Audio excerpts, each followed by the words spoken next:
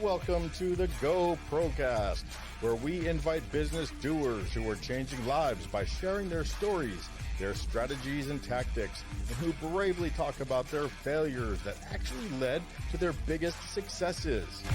Now it's time to Go Pro with Jeremy Torres. Originally from Chicago, my next guest now resides in the Tri-Cities of Washington State. Paul has been a professional speaker for over 25 years and is a member of the National Speakers Association. He has inspired thousands of individuals and leaders to grow forward through his seminars, team building offsite retreats, one-to-one self-leadership coaching, and keynote speeches. He's one of the leading authorities in leadership and personal growth, especially in time management, helping people take back their calendars and restore sanity to their lives through his company, Growing Forward Services. Paul has partnered with his corporate and individual clients to transform their vision, their habits, and their lives. The author of 5 books, Paul's newest book is called Leading Through the Dark Waters of Conflict. Please welcome to the GoPROcast, Mr. Paul Casey. My friend, how are you doing today? Fantastic. Good to hear. Good to hear. Start my show off every single way with a bit of an homage to a buddy of mine, Steve Noodleberg, by asking you to tell us something good. Well, I got COVID a couple weeks ago. That's the bad, but I'm recovered from it, and that's the good. Getting a little negative test is just like, whoa, who let the dogs out? I'm back to life. Yeah, exactly. And didn't put you up in a hospital or anything like that. So that is good news, my friend. Yes. So welcome to the GoPROcast, where we like to talk about what we do in our life and overcoming some adversity to getting to the part where we live a get-to life, which is what I call what I do every day, talking to people like you. So thanks for being here. Oh, what a pleasure. Thanks. And so we are both, do things that most people hate doing, which is public or professional speaking, being on stage, spotlight, right at the edge there. And of course, I would say that I'm just starting my journey, but I kill at funerals, right? I get to talk at funerals, and I do very well there. So, I get to share my interesting story with others and inspire, motivate, educate. Tell us about your journey to coming to sharing your story and what you do, which is leadership coaching and time management. Can't wait to get into that. But how did this all start? Well, I started out as a 5th grade teacher. Yes. So I'm an educator at heart. My parents were teachers, and started, even though I'm from Chicago, I went to school in Florida. I started teaching in Southern California in 5th grade. And that was my whole world, was the 5th graders and their parents. That was my favorite teacher, Mrs. Robinson, 5th grade. Yes. Not the bad Mrs. Robinson or the good one, I should say. but my Mrs. Robinson was very special to me. Yeah, and 5th grade's a great age because their attitude hasn't quite shifted to teenager yet, but they're also super creative, and they get humor and sarcasm and everything. So that was awesome. Trying to educate me, Mrs. Robinson? So working with the kids probably give you a different perspective in life, because you kind of see things for the first time like they do sometimes. You get that perspective, and that kind of that's kind of a gift, really, if you can keep that up for a while. Yeah, and also, I'm an introvert by nature, and I could turn it up on a stage, but I would like to just read a book by a fireplace. That would be more energizing for me. So being in front of a class all day, you lose your voice the first day. Most teachers do, because they haven't been talking all summer. But it's just like, wow, this puts you in a leadership role right away. Everybody's looking at you, hanging on your every word, and it's like, okay. This got me in front of my first stage, which was children. They're brutal too, right? They are. Unless you ever spoke at an Influence, which is the NSA convention, because the whole crowd of speakers are probably more brutal than any. Oh, that would class. Be yeah. That's a someday kind of a thing. Yeah. Yeah, exactly. Right. And so that after that first year, I went to my first teacher convention in Anaheim, California, the biggest one. It was private schools, all of them come together there on the West Coast. And I didn't get anything out of the breakouts or the keynotes. And it's like 9, opportunities, and it was all philosophical. There was nothing practical. And I just went, man, really? Is that how these are? And I felt like God say, like, well, then you do it. so I hung it. Right, that notice. Hey, Paul, I got something for you, buddy. Pay attention here. Right. So I put in my little blurb and I said, for next year, I want to do a seminar. Well, they put me in the last slot of the last day when everybody's going home, and I had 35 people, and I did it on review games for the classroom, like how to have fun with your students. And I just did game after game idea to make learning fun. And I just got a thrill from that. And that started years and years of doing seminars for teacher conventions. And that's where my speaking career started while I had the day job in education. That's funny. I was trying to look it up to get the name for it so I can kick out a name very quickly. But this particular Saturday, I belong to two speaking chapters, Florida. Of course, I'm actually president-elect for South Florida, but I also belong to North Carolina, and we have a guy coming, I think his name is Adam, I feel horrible for not knowing, to talk to us this Saturday about how to entertain the crowd from stage. So it's the same thing that you were doing with the 5th graders. I'm going to that class this Saturday because we got to find out how to entertain our people. All right, funny? An audience is an audience. Oh, especially virtually. It's like, you've got to pull out all the tricks in order to do that nowadays. Yeah. Tell me about it for the watchers. Yeah, a lot of tricks. I'm like an octopus here behind the buttons here, but the listeners on the podcast think I'm a little less entertaining than the watchers, the viewers. Well, then eventually I became a school principal very young. I was 26 years old. Wow. My leader saw someone in me, my principal, some leadership in me. I didn't see it in myself. So he promoted me to vice principal, and then I became principal here in Washington State. And so now I'm young, I'm 26. Everybody's older than me. The parents are older than me, the teachers, the superintendent, the board, and I had to learn leadership in the fire, in order to do that. But I totally loved it. I wanted to make it the best school in the world, the passion. Stealing ideas and bringing them in. And oh boy, it was just great. Everybody was like, "Go back to your office and settle down, buddy." Yeah, we call that R&D, rip off and duplicate. I love that. Yes, yes. And so then I moved over to the church side, became a family pastor, and all that stress rolled off, and I began helping parents with their parenting skills. And this is right when CDs were coming out, like those big records that are smaller, and what else? They, podcasts were just starting. So we were starting to record in a studio, and I did live seminars with the parents, and they just gave me free reign to try anything for educating parents. So that was super fun. Somewhere along the line, I learned about coaching, how to be a leadership coach. And I thought it was a little woo-woo at first, like life coaching. Ooh, what is that? And I met with a guy at a coffee shop. He had a little business card, on the coffee shop. And I'm like, what is this? And he told me what it was. And I went, that's what I do naturally. I love helping people get to their goals and their vision for their life. So I thought, could I start a business that's coaching, speaking, and if I throw in team building facilitation, maybe the 3-legged stool could become a business. Yeah. So I started that business while I had the day job. The dream job was sort of going up. Yep. And then in 2015, I launched full-time as an entrepreneur. Wow. So how long were you in the school system for then? Let's see. It was about just 11 and a half years. Okay. Yeah. But that's a big choice because that's retirement plans. People, they put in their 20 or the 25. You're halfway there. To leave that for the unknown. And what year did you step out? Oh, let's see. That was 2003, 2004. Okay, so it had been quite a bit then before the shutdown. And so you had a long runway before the crash, right? Because that, and I don't know how it affected you, but I speak to a lot of speakers on the show. You attract kind of what you do, right? Even for this show, yes. I like speaking to speakers, and I found so many of them that started off in 18, 19, maybe even 17, and just was getting in their stride. Yeah, during 20, and so for you had a bit of a runway. where you had some consistency and some longer term clients maybe, and had some churn, or maybe learned some ways to attract the new work whenever you needed it?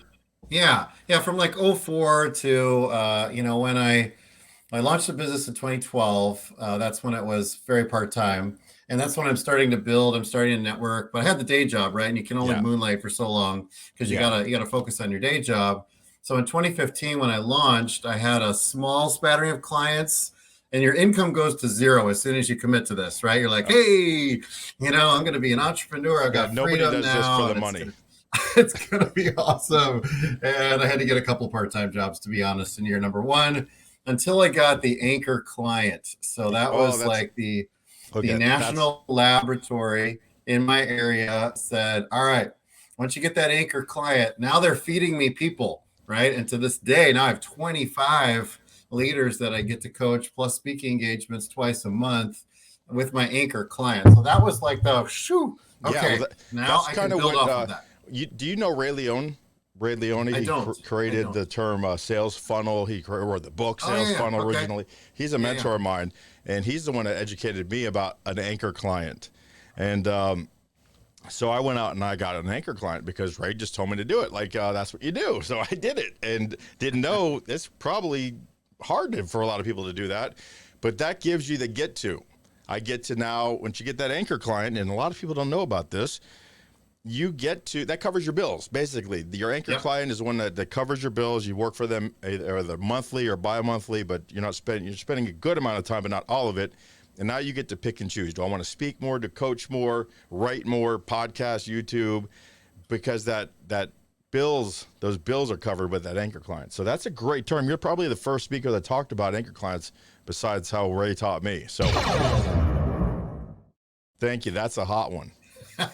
Yeah, and before that, it's scary. Like you talked about vulnerability. I mean, your podcast is all about that, right? I mean, Yeah. when I was making, let's see, my lowest month of that first year was, I think, $1,700 for the month, which I had a family, Yeah. and it was like, this is not working. My wife, like, we need to have a little talk. Yeah. Like, Right. I don't know if this whole entrepreneur thing is going to work for me. And I said, just hang in there a little bit longer. I'm shaking hands with everybody in town. I'm, networking the heck out of this town. I know some stuff is coming, and it did. But boy, that first year is pretty scary. Yeah, you had to have the faith, the vision, the plan, and but you were still kind of shotgunning it, leadership, right?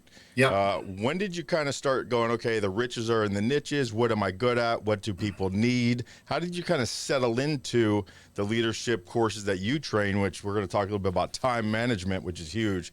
But you got a couple more niches or components that you like to work with. But how did you figure out that, yeah, I need to kind of focus? How did that come about?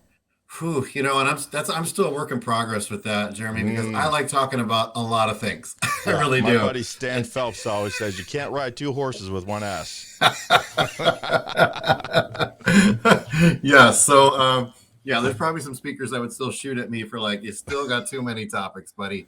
Yeah, But leadership is I had a couple people trying to help me with a niche, and they're just like, what can you speak? Like, you can wake up in the morning and jump on a stage, and you can just do it automatically. yeah, What comes so naturally, you fall into it. And to me, that was time management and leadership. Those are the two things that I just love reading about. I gravitate to those books and blogs, and I'm just sort of a little OCD about those topics. And so yeah, it was easy to pick something that was so natural. yeah. And I love time management too. I have a calendar blocking system, and we teach about Yes. Parkinson's, all right, rule, and Yes. giving yourself all these times, kind of back into things. And I use colors. So Yep. one thing I love about my setup here, actually my camera burnt out, so I can't show you, but I can hit a button here, bam. I bring my calendar up. So just to brag to the teacher, right? Be the teacher's pet here. My color coding is pretty cool, where I use yellow for people I got to be in front of. Got to be in front of people. And then let me take my wife's off of here. But basically, that's mine here. But basically, if it's yellow, I got to be in front of somebody. Yep. If it's purple, it's podcast related. So I told you I do 2 or 3 a day. I had one up here, one here, one here, another one here. And then if it's green, I'm making money. That is a money-making Oh, opportunity. All right. So that shows me. So what I need to do is to turn the yellows green. All right. And then, of course, on Friday, I leave myself open here a mental health break where I get to choose who I want to work with, if I want to work, but and I put everything on here, including at 4:30 with "Get your ass up." Don't wake up. Get your ass up. They're different from waking up. So how did I do, Teach? well, we are kindred spirits, my friend. If I could pull up my screen, which I'm not even going to try, you would see that blue is my coaching or speaking or facilitating, and then and yes, so no, actually, blue is my coaching one. Red is my speaking, money making one, and then green is all the admin that makes the ship go. Right. Yeah, So yeah. everything is blocked. Your viewers might look at my calendar and go like, that is out of control. But like you, I've got margin in there, right? I've got You do. exercise. Yep. I've got my reading time. I've got date night with my wife. All that is in there. It's all in there. Yeah, it has to be, because if it's not on there, I don't do it, because I'm, Nope. you said OCD. I prefer to call it CDO because the letters are in the right order. Hell, I don't even like that they call it a disorder. I mean, it's about order. Yeah, come on. It's a disorder about it. That's a comedian. Who is that? That's he actually started here in Fort Lauderdale. He's the funniest guy in here. Cup of Dirt guy. If you know the Cup of Dirt guy, that's who said that joke. That's who I ripped it off from. I'll remember his name in a bit. But anyway, good stuff. So speaking, how did you get? When we're professional speakers, that's kind of what I bill myself as. But we do coaching and writing and podcasts, YouTubing, and all that stuff. Which one of those is your jam, though? Which one do you love doing most?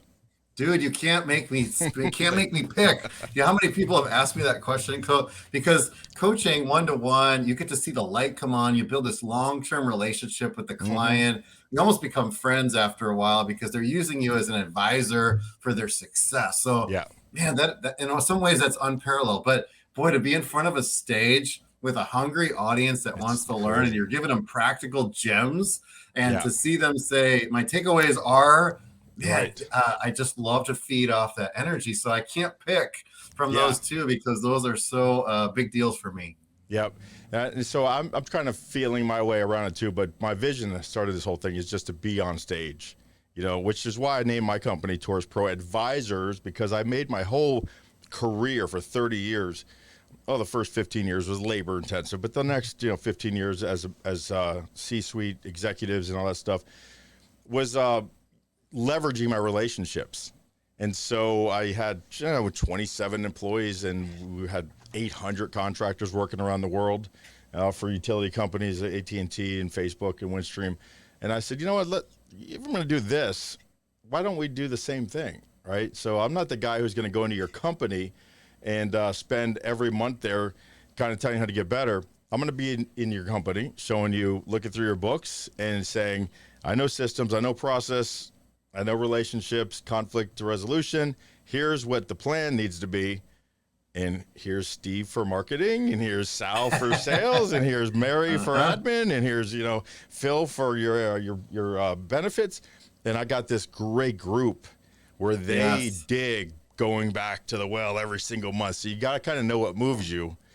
So for me, it's just speaking and then building your relationships and getting into these businesses and kind of putting that sleuth hat on. Where did you think you learned that, since you went through the kind of educational system and not really business per se? How did you get this, the acumen to, did you have any, what is that, when you're, the syndrome, imposter syndrome, right? Working with business people, but from the educational system, did you have any of that?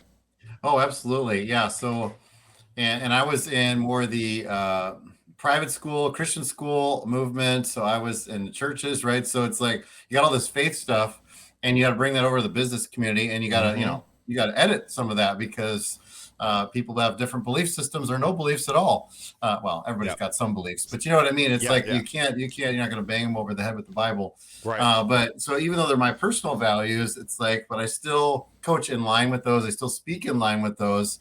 But I'm trying to give them good business principles that are just principles, right? They work anywhere.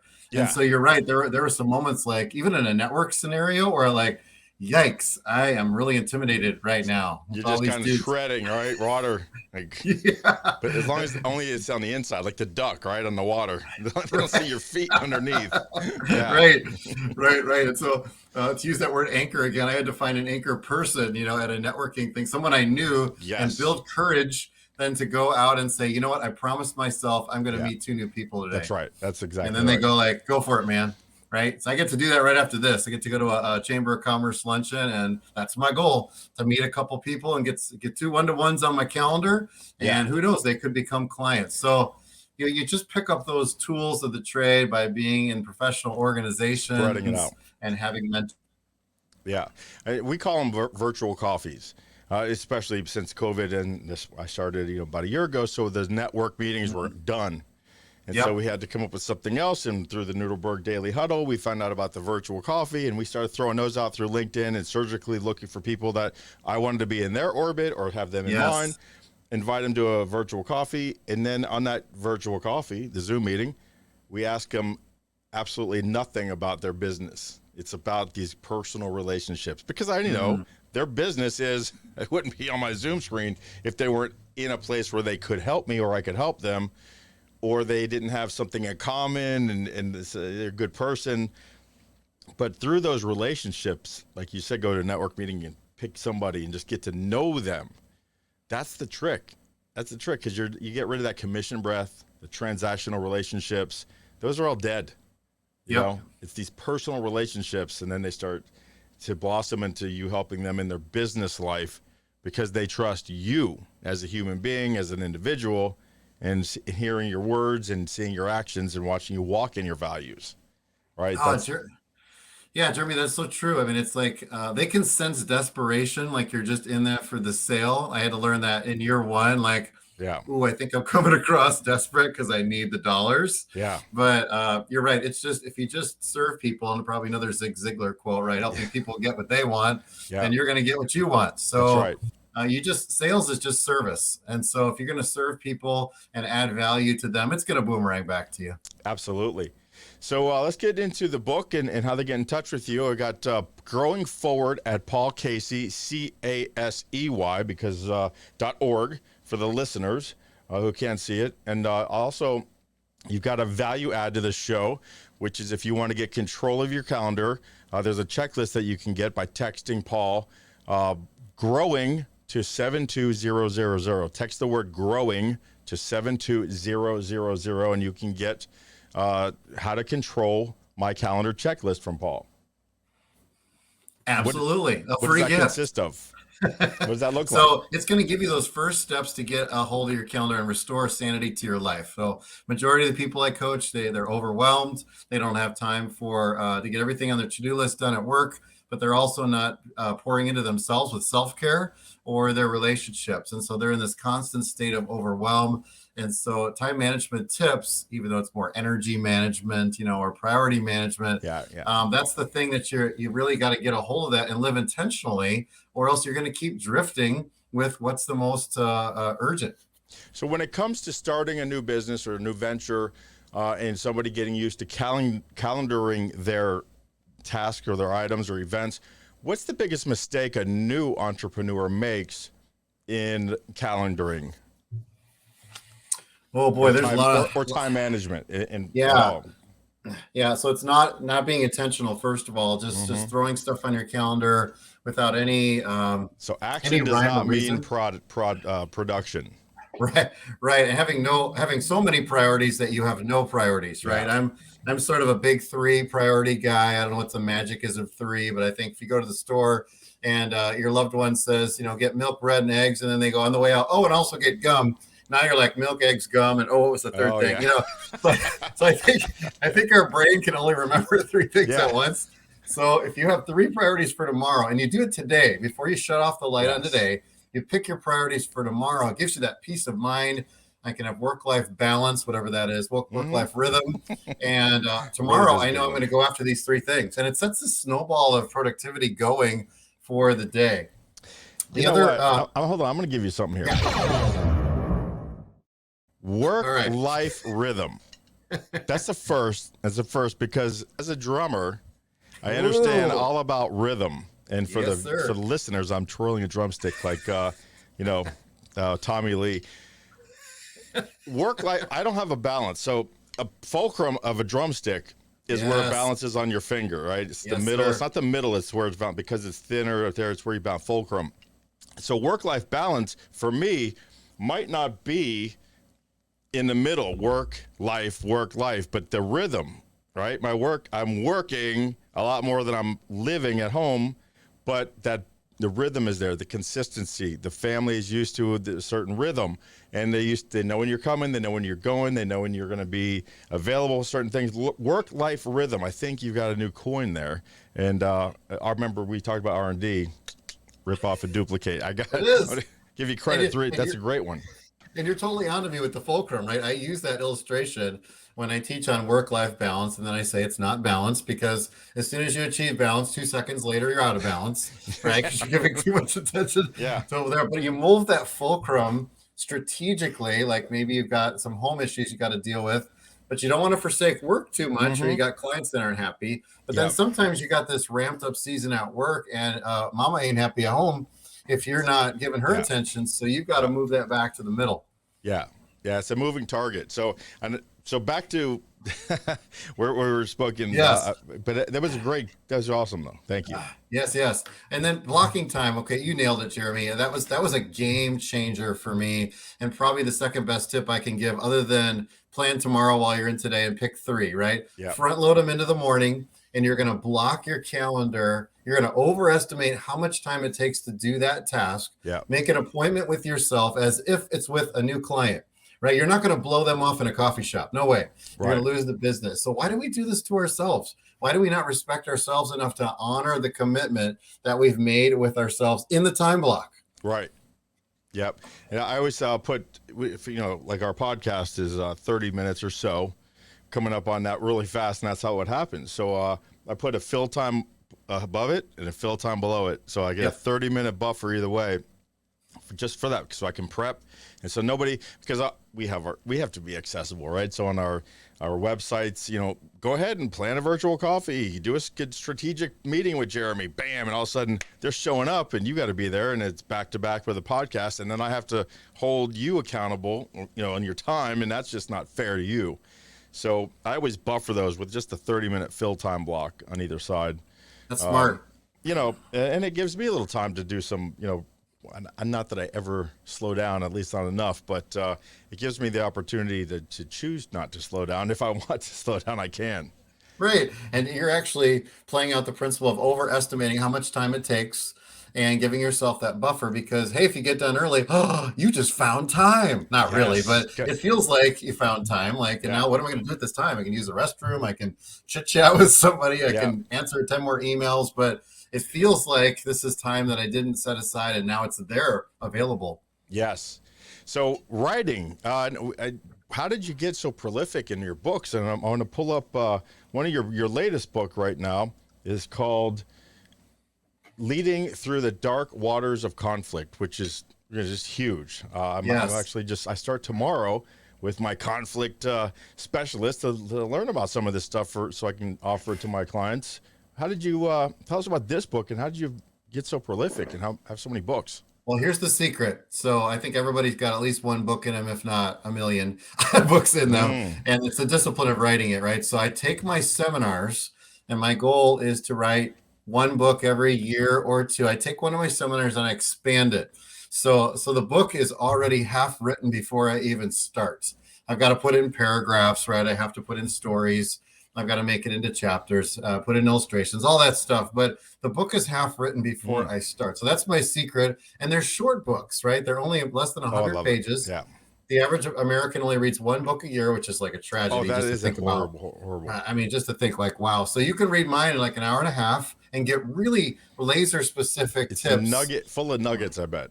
Yeah. Go right at it. So the one on conflict that I just released last week, it's my wife thinks I should niche in this area. She's like, you are so good with helping people mediate conflict. Now, when I'm in one deal these days, I don't enjoy it, but when I'm helping somebody else do it, like tonight, I've got a 2-hour mediation with two of my clients who are not getting along.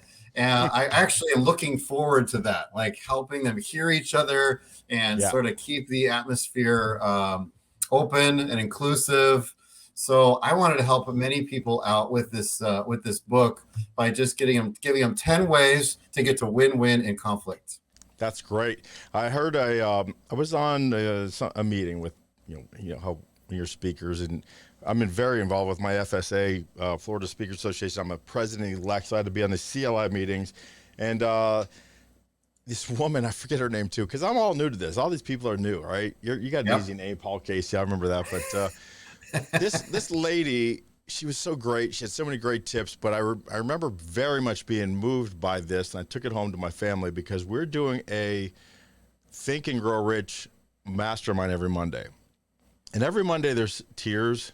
and, what do you mean they don't want to be a millionaire? That's not what it's about. Whatever.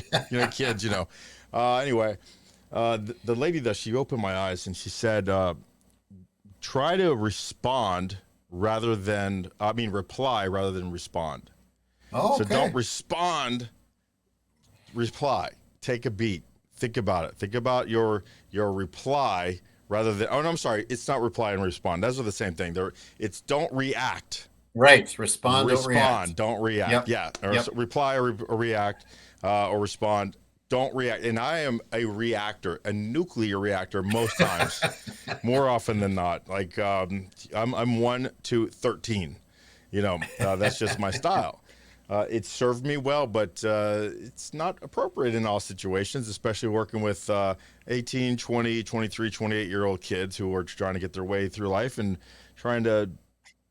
So another little short story, I will tell my son Garrett, who I'm in business with. He's 20 years old. He's got 5 landscaping employees. We do $350,000 worth of revenue. Profits aren't quite where they need to be yet, but every day we're working. He's killing it.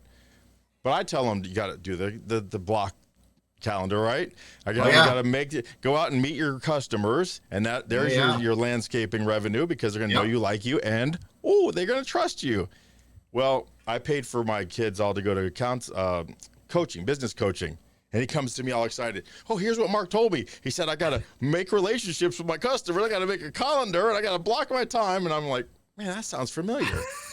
You're just dad. And business partner told you that 100 times, but it's that other voice. Yes. So anyway, so your conflict resolution stuff is huge, not only in families, but in business, especially in how the managers and quote unquote, can't see me, but I'm air quoting, leaders who are really bosses treat their people in their organization. Yep. And we've got to be okay with conflict because managed conflict's a good thing. And we have to confront below the line behavior or else it's starting a cancer spreading throughout our team. So if you're more of what do we call them, an amiable, right? It doesn't want to confront anything and just hopes it all goes away. If you're in the leader chair, you're going to have to do that. You're going to have to do conflict and you're going to have to get better, okay with it. And then you're going to have to do it well. Yes, right. It's baby steps. And it's just asking the right questions, 2 ears, 1 mouth, proportionate, all right? Oh, yeah. Communicating. But these are all the elements that go into it. What about some of your other books here? I have Maximizing, and this kind of leans more towards your time management problem. That's time management. It's like all the tips crammed into one little book. So I've been studying it for 20, 25 years, and I've tried just about everything in the book. And so I've put it all in one place so you can pick and choose from it of what the best tips are. So that's that one. My first book was called The Static Cling Principle. I thought it was a cool title. I actually thought of the book while I was doing laundry. True story. And I pulled off the static cling, between two, and I went, with speakers, everything is a metaphor, right? So my gosh. It's like, hey, there's electricity when you pull this apart. Like it's hard to pull some of the habits that you have off of your life that aren't serving you. There's a static cling to that. It wants to go back on. Yeah. So what are the habits you need to pull off your life? What are the things you need to adhere to your life? So that was my very first book. And then I've got this trio of leadership books, Leading the Team You've Always Wanted, and then Leading with Supervision, Casting Vision. Supervision. Yes. Yes. I like it. And then, so how to craft a vision, how to cast it, and how to carry it for the long term. And then this one on conflict. Yeah, that's great. Super. I like word games, wordsmithing. Supervision is great. And so again, with your writing your books, that is a heck of a goal there. How did you start thinking, putting this stuff out there? Who did you use as mentors and people to kind of give you these ideas of taking what you do day to day, year over year, and start categorizing and cataloging and making it kind of a process to where now you're prolific, really considered, most people at less than 1% write one book. I've got a book and a chapter, so I've got There you go. 1.1 books there. Um, but where'd you Yeah, kind of well, get that from? yeah. So first of all, it came from John Maxwell. He's the original Oh leadership God, guru, what's and he he got? said he 80? files every day. Yeah. He files every day. And so I file, just not every day, but every week. And I've got a file on conflict, communication, employee engagement, all the topics that I speak toward. I've got files. And then when it gets a bulgy file, it's time to write a book. And so my coach, and every Jeez. good leader, every high performer needs a coach, right? And Everybody needs it. so my coach said, you need more outputs, Paul. You just keep bringing stuff in. You're reading 53 books a year. You're listening to podcasts. You got all these files. Yeah. Now, what are you going to do with it? You got to get it out in the world in every way possible. Social media, Yeah. books, articles, website. And he was the one that sort of tipped it into action. That's something. So it's just about consistent, crazy action at the end of the day. And you said Oh, a yeah. word that I've been looking for 15 years, and it's file.